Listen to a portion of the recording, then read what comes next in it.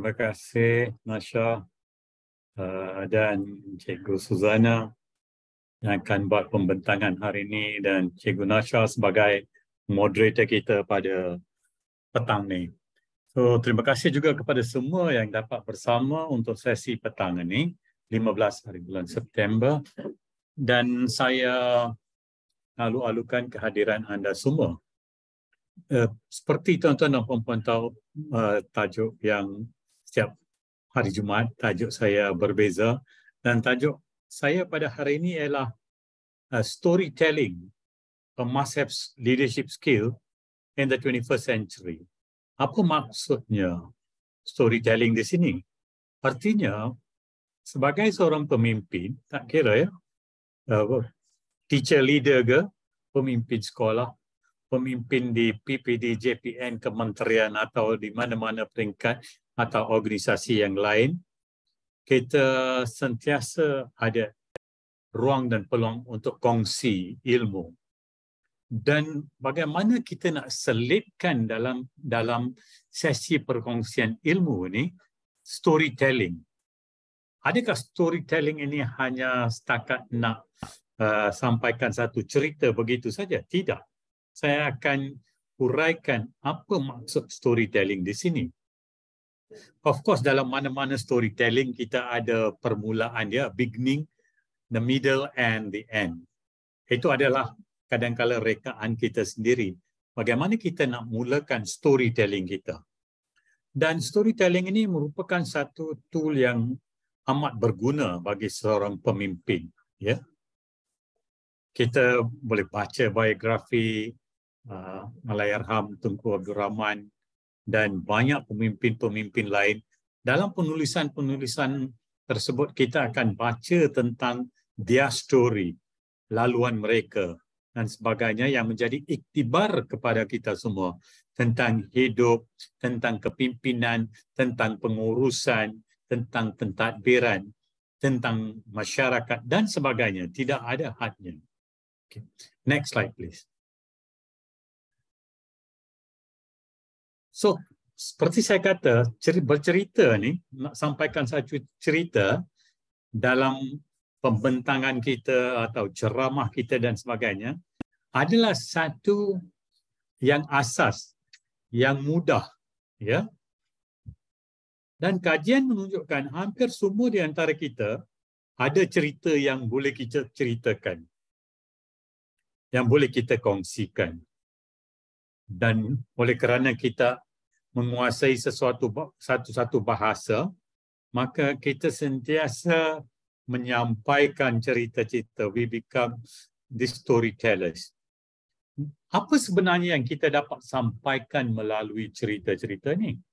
Kadang-kadang kita menggunakan cerita untuk menyampaikan idea dan maklumat.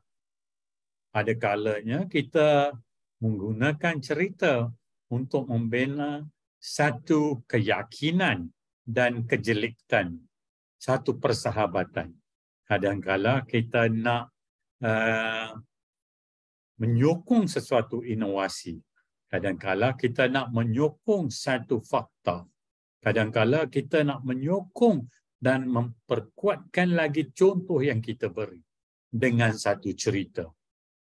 Kadang-kadang kita gunakan cerita untuk mengingati sesuatu peristiwa. Kadang-kadang kita gunakan cerita untuk buat jaringan yang kita inginkan. Kadang-kadang kita gunakan cerita sebagai satu pembina jaringan atau persahabatan di antara individu atau kumpulan. Dan jangan lupa, kadang-kadang kita gunakan cerita sebagai satu persada untuk kongsi pengalaman kita dan juga perasaan kita. Saya masih ingat lagi, ini cerita kecil sebab kita sebut tentang perasaan. Seorang daripada pensyarah saya, dia kata dalam satu perbualan, kata, you know Mehander, dia pensyarah saya dekat US dulu, Profesor Thomas Halbert, saya masih ingat nama dia. Dan dia kata, education is about good feelings. saya tak faham maksud dia. So saya tanya, what do you mean, Dr. Halbert, by good feelings? Dia kata, kalau pelajar kita melalui pengalaman pembelajaran yang sentiasa memberi perasaan yang baik, good feelings about learning, belajar dalam kelas, melalui co-curriculum dan pelbagai aktiviti sepanjang persekolahan mereka, kalau segalanya adalah sesuatu yang positif, yang memberi satu perasaan yang positif, mereka akan ingat itu sampai bila pun. Tetapi kalau pengalaman mereka memberi satu cerita yang pahit, kadang-kadang mereka nak lupakan bab-bab semasa mereka berada di sekolah. So kita sentiasa kena ingat, so bila kita sedang cakap tentang murid-murid kita, maka kita tahu kita nak mereka mengingati walaupun 20 tahun kemudian tentang persekolahan mereka. Kalau begitu, kita tahu bahawa it is very important for them to have good feelings tentang persekolahan mereka. So tuan-tuan dan puan-puan, bagi seseorang pemimpin, lebih lagi dalam dunia VUCA sekarang ini, menjadi satu master storyteller, master storyteller macam satu penglipur lara ni, he must gunakan kemahiran ini adalah menjadi wajib dia ada kemahiran storytelling ni sebagai seorang pemimpin. Tuan-tuan dan puan-puan tahu, sebagai cikgu pun, kadang-kala murid-murid kita menunggu kita bercerita daripada hanya mengajar daripada buku teks sahaja. So kita terpaksa kadang-kala nak menarik perhatian murid kita atau untuk set induksi dan sebagainya, kita akan bercerita. Dan kita tahu cerita tak semestinya naratif. Kalau kita tengok buku penulisan Lat, daripada lihat kartun dia, kita tahu apakah mesej yang nak disampaikan. Bagaimana dia menceritakan tentang era-era zaman dahulu melalui kartun itu.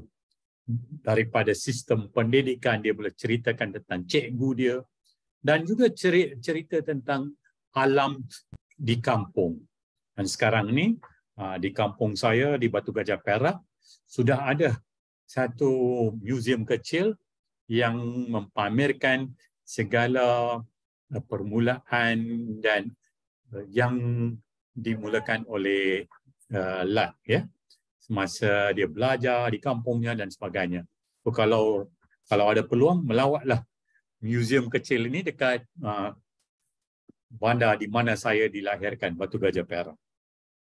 Next slide please. So tuan-tuan dan puan-puan, kadang-kadang kita baca berita dari surat khabar, kita tak akan dapat peristiwa yang sepenuhnya. Kalau kita baca buku Karpal Singh, The Tiger of Jelutong, kita akan tahu banyak tentang ciri dia sebagai seorang ahli politik dan juga sebagai seorang adun dan pelbagai pengalaman dia sebagai seorang peguam. Ia membawa satu iktibar bagi kita, ahli masyarakat, bila kita baca tentang apa yang beliau lakukan dan sebagainya. Dan storytelling ini, dia mengungkit emosi dalam diri kita. Dalam ceramah-ceramah kita, bila kita masukkan satu cerita tu, dia mengungkit emosi kita dan membuat kita buat refleksi tentang apa yang kita dengar. Dia kadang-kala memberi satu hope tentang apa yang kita harapkan, satu harapan, satu passion, satu pembinaan semangat kekitaan, dan dia seperti saya kata memberi inspirasi juga kepada melalui emosi kita. Remember when you share a story dan apa yang kita lalui dalam hidup kita, kita akan terima satu penghormatan daripada pendengar kita. Oh, pemimpin ini yang telah dia lalui. Cikgu kita inilah pengalaman beliau sebagai seorang guru di pedalaman dan sebagainya. Dia bukan tentang nak kita tak mau overtell ya melalui story kita, melalui cerita kita, atau kita tak mau overboast. Nak boast sedikit tak apa. Nak cakap besar sedikit is okay, but not too much. That is not the purpose. Itu bukan matlamat kita nak bercerita.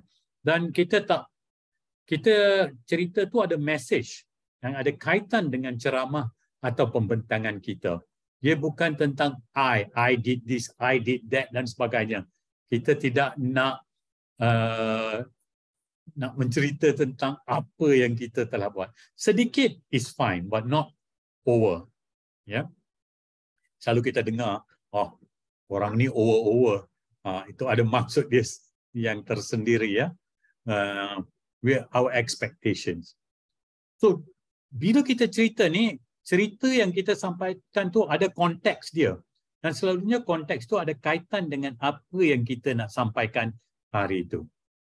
Dan bila kita sampaikan dalam konteks itu, maka individu akan fikir semula, akan rethink and reaffirm tentang cara pemikiran atau idea dia sendiri. Dia balik dengan satu refleksi setelah mendengar cerita dalam satu pembentangan dan sebagainya. Next slide, please. So, tuan-tuan dan puan-puan, setiap satu ni ada cerita. Bila saya baca buku The Driver's Son, I can relate bila dalam satu bahagian itu dia cerita tentang penulis pengalaman dia tahun 50-an kalau saya, atau sebelum itu. Dia menunggu keputusan O-level masa itu, yang kita panggil SPM sekarang. Dia mengharapkan grade 1. Zaman tu ada grade 1, grade 2, grade 3.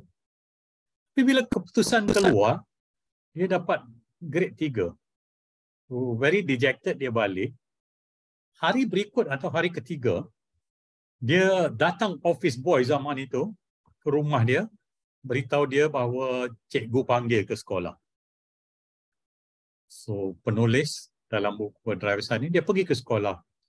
Dan cikgu tu beritahu, sorry, ada satu kesilapan kerana result masa tu adalah melalui telegrafik dan tersilap hantar. Sebenarnya dia dapat first grade. So, bagaimana satu keputusan itu mengubah ya masa depan seseorang individu. Bersama juga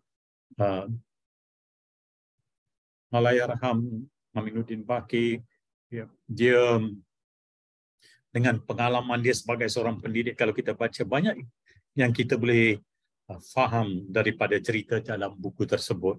Dan kalau kita lihat Nelson Mandela daripada buku dia Long Walk to Freedom, dan saya nak baca dia punya 8 lessons tu daripada cerita dia sendiri, dan dia banyak kali dia sampaikan juga secara lisan, bukan saja melalui buku yang ditulis mengenai beliau.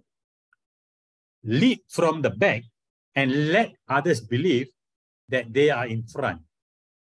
Dan dalam buku Long Walk to Freedom dia kata, seorang gembala kambing biri-biri, dia tanya, agaknya siapa pemimpin? Sememangnya di depan itu ada seekor kambing dan nampak macam semua sedang mengikut kambing yang ada di depan tu, kambing biri-biri.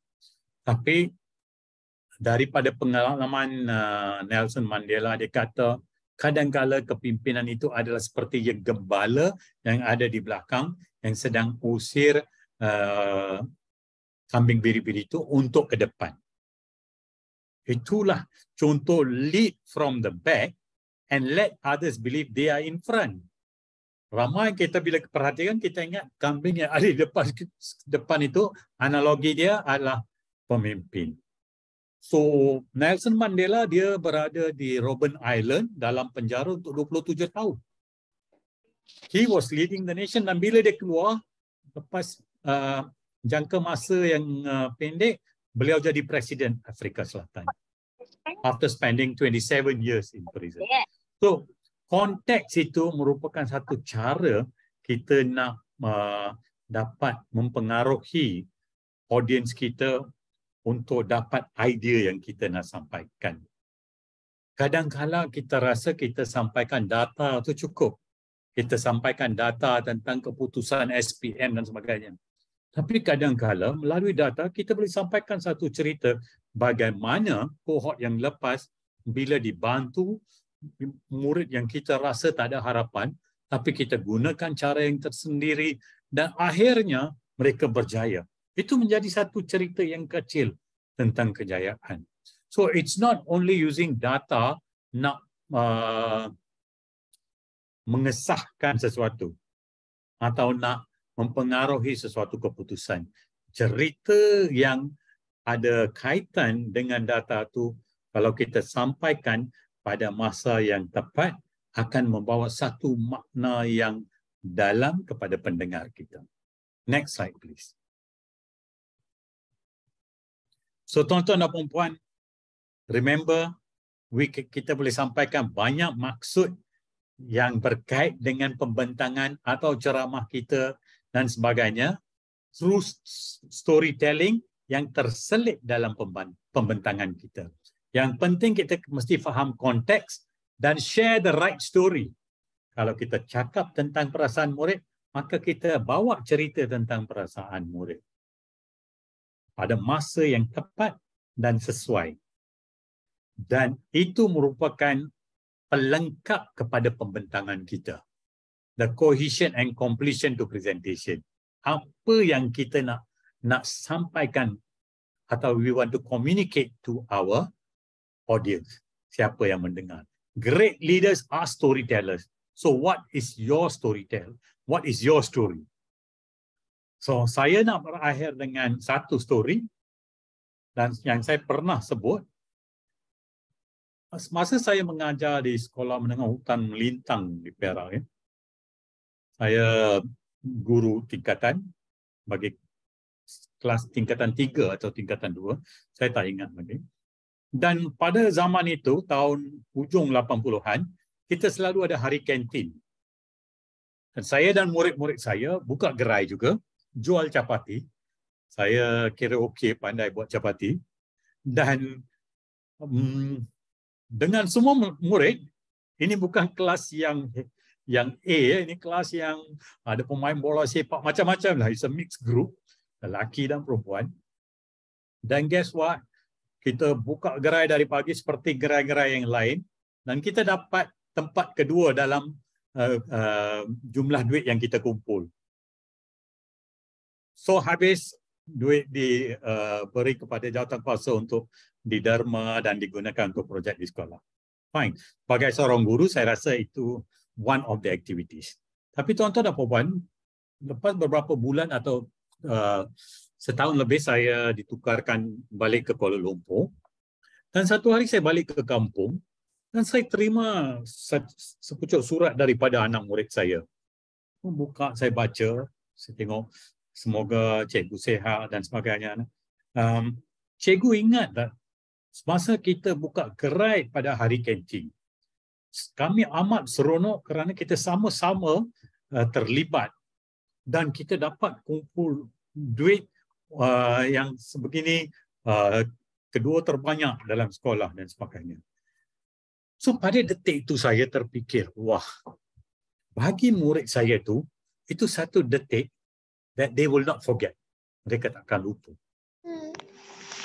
Sangat membawa satu makna kepada murid-murid tersebut. Khususnya murid yang tulis surat ni kepada saya.